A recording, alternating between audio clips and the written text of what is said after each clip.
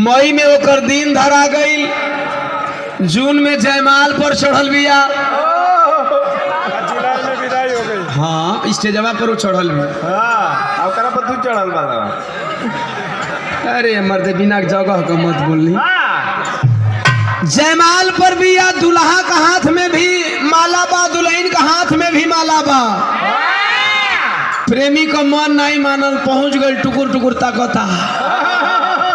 अचानक प्रेमिका का नजर पड़ गई प्रेमी पर, हाथ का माला रुक गई, ताकत या कि हमारो लत आई गई,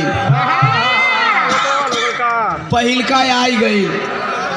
आशी कहता कि का देखले बाड़ो, 3 सीढ़ी चढ़ गलू तो 1 सीढ़ी औरी झुक जा, चौड़ी जो 1 सीढ़ी औरी डाल दे माला।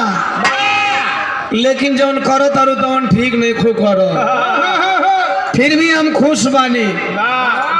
तोहरा खुशी में हमरो खुशी बा। तू जहाँ रही हो तहाँ खुश रही हो, आबाद रही हो, चाहे हंसराजपुर रही हो चाहे धनबाद रही हो। आशी कहले बा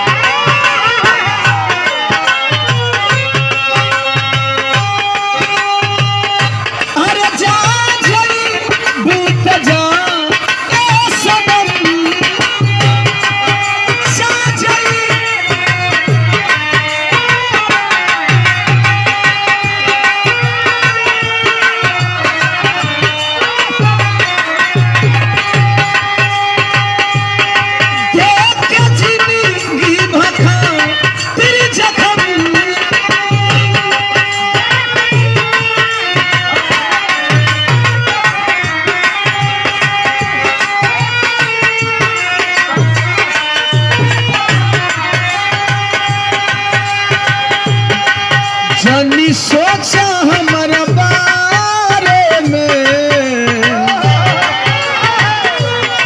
तुम्हारा खातिर हमारा माइल ना रहे।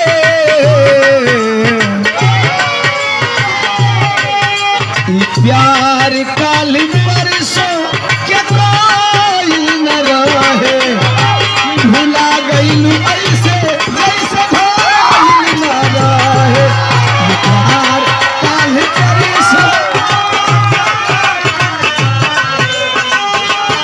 कहीं